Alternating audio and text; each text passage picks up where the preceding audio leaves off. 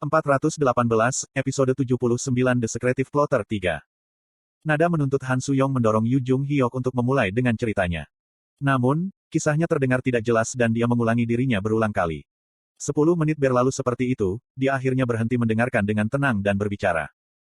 Oke, itu sudah cukup. Saya pikir Anda tidak berada dalam kerangka berpikir yang benar di sini, jadi izinkan saya mengatur semua yang Anda katakan untuk Anda. Anda hanya menunjukkan kepada saya jika saya melakukannya dengan benar. Petik 2. Sekarang biasanya, pernyataan sepihak seperti itu akan menimbulkan reaksi keras darinya, tetapi Yu Jung Hyok hanya memilih untuk menganggukkan kepalanya, ekspresinya gelap, suram. Han Suyong segera memulai pekerjaannya. Kamu pergi untuk menyelamatkan Kim Dok-ja. Tapi kemudian, orang lain muncul pertama kali untuk menangkapnya. Dan seseorang yang kita semua kenal, Secretive Plotter. Petik 2. Yu Jung Hyok mengangguk lagi. Namun, pria itu memiliki wajah yang sama persis seperti kamu dan mengenakan jas putih. Benar. Apa kemungkinan itu palsu? Maksudku, orang itu sangat sulit dipercaya, kan? Mungkin saja, Secretive Plotter, menyamar jadi mirip denganmu. Petik 2. Tidak, itu tidak mungkin palsu. Bagaimana bisa? Dia menggunakan fabel yang aku miliki dari pergantian regresi 1863 miliki. Petik 2. Maksudmu, immortal itu apapun yang terdengar seperti fabel cuni. Han Suyong pergi, berpikir juga, dan menganggukkan kepalanya. Irisnya sedikit melebar saat fabelnya menendang gigi sekali lagi. Fabel, plagiarisme prediktif, telah mulai bercerita. Satu-satunya yang tertinggal, Jong Hui Won, mencoba mengatakan sesuatu, suaranya terdengar bingung. Apa yang kalian bicarakan? Apakah Anda mengatakan bahwa, Secretive Plotter, terlihat seperti Jung Hyok Si? Petik 2. Han Suyong meliriknya sebentar, sebelum menjawab dengan napas panjang. Sederhananya, ada 2 Yu Jung Hyok di garis dunia ini. Petik 2. Apakah itu mungkin? Tidak ada alasan mengapa tidak bisa, jika Yu Jung Hyok dari garis dunia lain telah pindah ke yang ini. Kamu bisa melakukannya.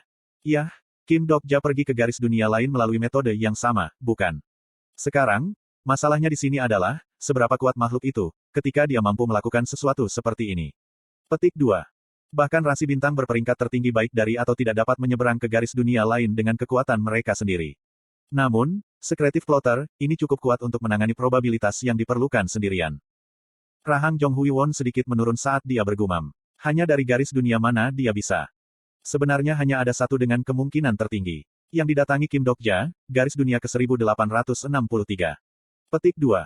Pergantian regresi 1863. Baris dunia terakhir untuk Yu Jung Hyok seperti yang tertulis dalam, 3 cara untuk bertahan dari dunia yang hancur. Yu Jung Hyok menatap Han Suyong dan mengajukan pertanyaan. Berapa banyak yang kamu ketahui tentang garis dunia itu? Sedikit. Di akhir dunia itu, aku dari belokan ke-1863 dibagi menjadi 2 dan bertarung satu sama lain. Salah satu dari mereka meninggal, dan yang lainnya mengalami kemunduran. Petik 2. Aku tahu. Saya sudah melihatnya dalam mimpi saya beberapa kali. Petik 2. Petik 2 titik. Mimpimu. Seolah-olah dia muak dan lelah dengan semua ini, dia dengan penuh semangat melambaikan tangannya. Kami tidak punya waktu untuk masuk ke detail. Bagaimanapun, Anda pikir, Secretive Plotter, saat ini adalah Anda dari pergantian regresi ke 1863. Apakah saya benar? Yu Jung Hyok angkat bicara, wajahnya penuh ketidakpuasan. Itu bukan hal yang pasti. Ada beberapa poin yang tidak sesuai. Petik 2. Seperti kekuatan, Secretive Plotter, jauh melebihi kekuatan, saya dari belokan ke 1863, yang saya baca. Lalu, Yu Jung Hyok mengunyah bibirnya sebentar. Petik 2. Titik. Aku juga mendapat firasat bahwa dia menyembunyikan sesuatu dariku. Seperti, jas putihnya. Petik 2. Mantel putih. Stigma saya, regresi, tidak mengirim barang yang saya miliki bersama saya ketika saya mundur. Artinya, tidak ada alasan baginya untuk mengenakan mantel itu. Petik 2. Mungkin, dia suka warna putih. Aku benci warna putih. Mungkinkah seleramu mungkin berubah? Hal ini tidak bisa dijawab semudah itu. Ini. Apakah kamu mengatakan bahwa itu masalah dengan firasatmu? Yu Jung Hyok mengangguk, seolah bajingan itu mengejekku. Mengejekmu. Sepertinya dia sengaja mengenakan mantel itu. Dia memijat dahinya dan kata-kata yang ditinggalkan oleh Secretive Plotter melayang keluar masuk pikirannya. Kurung siku buka titik. Giliran ketiga, Anda tidak ingat apapun. Keheningan berat turun di ruangan itu. Han Suyong tenggelam dalam pikirannya saat dia menggosok dagunya, sementara Jong Hui Won hanya bisa menamparkan bibirnya, tidak sepenuhnya mengerti apa yang sedang terjadi. Beberapa saat kemudian, mantan membuka bibirnya untuk berbicara. Baiklah, mari kita simpulkan semuanya. Secara logis, Secretive Plotter, haruslah, Yu Jung Hyok dari belokan ke 1863, tetapi firasat Anda mengatakan sebaliknya. Itu dia, Kan? Petik 2. Petik 2. Kalau begitu, mari kita mulai dengan asumsi ini dulu. The Yu Jung Hyok dari belokan ke 1863 bukanlah sekretif plotter. Artinya, plotter berbohong kepada Anda. Petik 2. Mata Yu Jung Hyok bergetar. Petik 2. Itu hanya perasaanku, namun kamu bersedia untuk mempercayainya. Ini bukan sembarang orang tetapi milikmu. Bukankah seharusnya begitu? Anda tahu diri Anda yang terbaik. Petik 2. Han Suyong menyeringai menyegarkan. Dia kemudian memanggilnya dengan ekspresi penuh kecurigaan. Bicaralah hipotesis Anda, Han Suyong. Maksud kamu apa? Kamu sudah curiga siapa, plotter rahasia, itu? Apakah aku salah? Kali ini, mata Han Suyong yang menyempit menjadi celah. Sejak kapan kamu menjadi secepat ini dalam penyerapan? Petik 2. Tidak mungkin bagimu untuk percaya apa yang aku katakan, itu sebabnya. Untuk sesaat di sana, tatapan mereka bertabrakan di udara. Dan melalui pertukaran itu, keduanya menyadari apa jenis gambar yang mengambang di kepala yang lain. Belum lama ini, mereka telah membahas kemungkinan identitas, sekretif plotter. Saat itu, Yu Jung Hyok berpendapat bahwa plotter adalah Kim Dok-ja dari masa depan, sedangkan Han Suyong, dia. Berapa lama kalian berdua akan berbicara di antara kalian sendiri? Siapa sebenarnya, sekretif plotter, ini? Petik 2. Kata-kata menekan Jong Hui Won mendorong Han Suyong untuk hati-hati membuka bibirnya. Apa yang akan saya katakan hanyalah sebuah hipotesis, tidak lebih. Saya tidak peduli apakah itu hipotesis atau bukan. Saya hanya ingin tahu. Aku sudah penasaran tentang sesuatu untuk waktu yang sangat lama, kau tahu. Penasaran tentang apa? Bagaimana jika, novel Cara Bertahan Hidup, tidak menjadi kenyataan? Petik 2. Apa yang kamu bicarakan tiba-tiba? Jadi, seperti, bagaimana jika, di suatu tempat di alam semesta, ada dunia, cara bertahan hidup, semurni yang dimaksudkan dan tidak terpengaruh oleh aku atau Kim Dok-ja. Han Suyong melanjutkan dengan penjelasannya. Di dunia di mana maupun tidak ada, katakanlah ada, Yu Jung Hyok, yang tolol ini yang berulang kali melalui regresi yang tak terhitung jumlahnya sambil kehilangan rekan-rekannya berulang kali. Petik 2. Petik 2. Tunggu, kamu bajingan. Bagaimana jika Yu Jung Hyok berhasil mencapai kesimpulan, Jie, melalui kerugian yang tak terhitung jumlahnya? Bagaimana jika versi Yu Jung Hyok yang melihat akhir melalui kekuatannya sendiri ada di suatu tempat di alam semesta? Petik 2. Han Suyong menunggu sesaat sebelum mengalihkan pandangannya ke Yu Jung Hyok. Di matanya yang berayun keras, bayangannya bisa terlihat. Dan apa yang dipikirkan pria seperti itu ketika dia melihat belokan ketiga saat ini? The Secretive Plotter. Rasi bintang yang tidak muncul dalam Cara Bertahan Hidup yang asli. Bahkan saat itu, makhluk yang memiliki kekuatan lebih dari rasi bintang lain yang saya temui sejauh ini. Sekretif plotter, apakah Anda seseorang yang tahu epilog novel itu? Itulah alasan mengapa saya memutuskan untuk mengajukan pertanyaan ini. Saya yakin bisa menebak identitas plotter yang sebenarnya dengan benar selama dia memberi saya jawaban yang benar. Akhirnya, sekretif plotter membuka bibirnya. Saya menolak untuk menjawab pertanyaan itu. Apa? Tidak? Tunggu. Petik 2. Constellation, sekretif plotter, telah menggunakan hak untuk menolak pada pertanyaan ketiga. Sialan, aku lupa tentang itu. Kedua belah pihak dapat menggunakan hak untuk menolak satu kali selama 3 pertanyaan dan jawaban ilahi ini. Plotter menatapku dengan sepasang mata yang tidak bisa dibaca. Untuk sesaat di sana, aku menyaksikan percikan probabilitas menyelimutinya. Saya merasa lelah. Cukup. Sekarang, kembali. Tunggu sebentar. T dan J bukan off. Petik 2. Sebelum saya bisa selesai, saya diliputi dengan sensasi ruang melilit di sekitar saya, dan segera, menemukan diri saya berdiri di luar aula. Perasaan kesal muncul saat aku menatap pintu yang tertutup rapat ke aula. 3 pertanyaan dan jawaban ilahi, telah ditangguhkan sementara.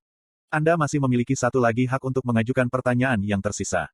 Biasanya, 3 pertanyaan dan jawaban ilahi, bukanlah upacara yang satu pihak dengan sengaja dapat menunda seperti ini. Namun, sekretif plotter, ini berhasil melakukan hal itu. Aku bahkan tidak bisa memperkirakan seberapa kuat status yang dia miliki untuk membuat sesuatu yang luar biasa ini terjadi. Aku menggedor pintu aula dan berteriak. Buka pintunya, ini bukan yang kita sepakati. Saya harus kembali ke teman-teman saya. Petik 2. Pada saat itu, status yang kuat mengguncang pintu dan tubuh inkarnasiku terlempar pergi. Aku terhuyung-huyung bangkit kembali dan bersiap-siap melepaskan statusku sendiri. Tanpa diduga, nomor koma Yu Jung Hyok 999 yang menghalangi saya untuk melakukan itu. Akan lebih baik jika tidak. Saya merasakan aliran udara yang tidak menyenangkan di luar pintu dan segera menarik status saya. Memang, koma ini Yu Jung Hyok benar. Tubuh inkarnasiku masih terluka parah, dan pihak lain begitu kuat sehingga aku saat ini bahkan tidak bisa menebak tingkat kekuatannya yang sebenarnya. Kamu akan memiliki kesempatan lain, Kim Dok-ja. Petik 2. Dan kapan itu akan terjadi? Yu Jung Hyeok mulai menatapku dengan mata terpaku ketika melihat orang bodoh, sebelum salah satu dari mereka berbicara. Ikuti kami. Kami akan kembali ke penginapan Anda. Petik 2. Saya merasa sangat tersesat oleh prospek untuk kembali ke ruangan bundar itu lagi, tetapi karena saya tidak punya banyak pilihan.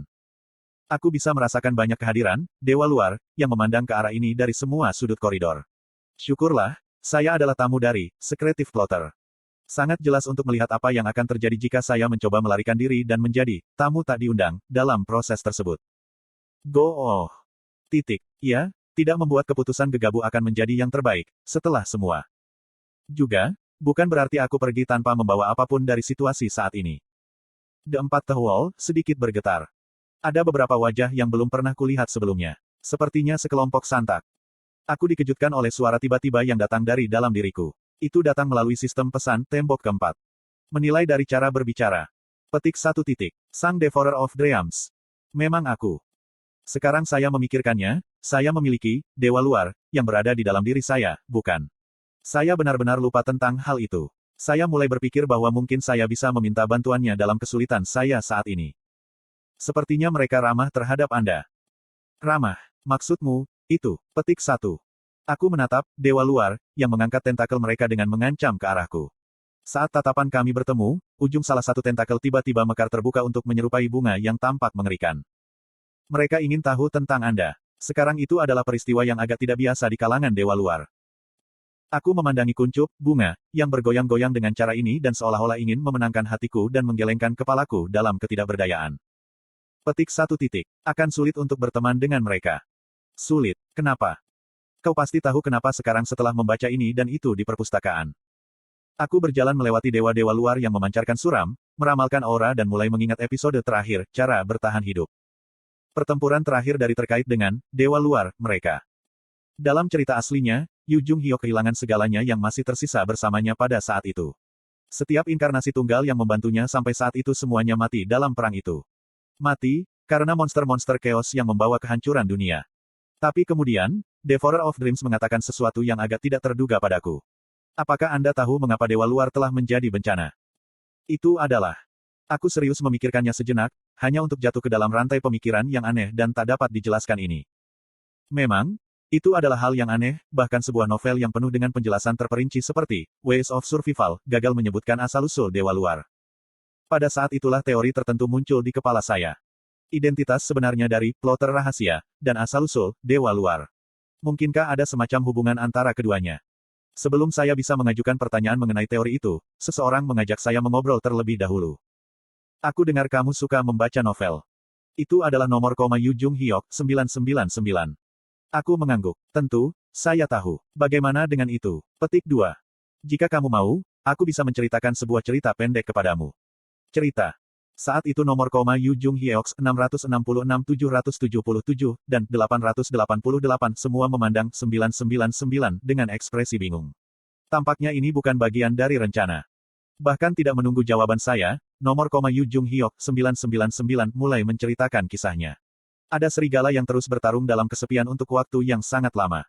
Dia memiliki tujuan yang dia kejar, dan ada pertanyaan yang ingin dia tanyakan. Untuk menjawab pertanyaan itu, ia terus bertarung. Petik 2. Apakah ini alegori? Serigala terus berjuang, ratusan tahun, ribuan, dan bahkan mungkin selama puluhan ribu tahun. Petik 2. Saya ingin mengatakan bahwa serigala tidak mungkin hidup selama itu, tetapi bagaimanapun, ceritanya berlanjut. Serigala akhirnya mencapai akhir pertempuran dan menjadi Raja Serigala. Dan dia berhasil menemukan jawabannya dengan caranya sendiri. Dia harus membayar harga kehilangan seluruh paketnya dalam proses, tetapi pada akhirnya, dia datang untuk menerima jawaban itu. Karena, itu adalah jawaban terbaik yang bisa diberikan oleh dunia. Sekarang dengan jawaban itu, Raja mulai berkeliaran di dunia. Petik 2. Ini adalah kisah yang agak samar-samar abstrak, namun. Tapi kemudian, suatu hari, Raja mengetahui bahwa ada paket lain di suatu tempat. Bahkan saat itu, kisah ini juga terdengar akrab. Dalam paket itu, dia menemukan serigala yang sama persis dengan dirinya. Serigala itu memiliki tujuan yang sama persis dengan dia, dan bertahan untuk tujuan yang sama seperti dia, juga. Petik 2. Saya mendengarkan kisah itu seolah-olah saya telah terpesona olehnya. Tapi kemudian, ada sesuatu yang berbeda. Serigala, dari paket ini tidak kehilangan apapun. Petik 2. Saat ini, orang ini menceritakan kepada saya bahwa, plotter rahasia, tidak ingin memberitahu saya sebelumnya. Menemukan mangsanya, Melindungi kawanannya, tujuan-tujuan jauh yang ia rindukan, serigala ini telah mencapai semua itu dengan jumlah minimal rasa sakit. Tanpa kehilangan apapun dalam proses. Raja menyaksikan tontonan ini, dan tiba-tiba berpikir untuk dirinya sendiri. Petik 2. Perlahan, sangat lambat, hawa dingin merayap di punggungku. Jika kisah ini sampai pada kesimpulannya, lalu apa tujuan hidup yang telah aku jalani sejauh ini? Yu Jung Hyok sekarang bertanya langsung padaku. Kim Dokja, pernahkah Anda memikirkan kehidupan seperti itu sebelumnya? Petik 2. Fin. TL, karena bagian catatan TL tidak berfungsi, saya akan kembali meninggalkan catatan di sini. Kesimpulan, Jie, adalah huruf terakhir dari Kisotenketsu, Gisenjeon Gyol, yang saya sebutkan di bab 409.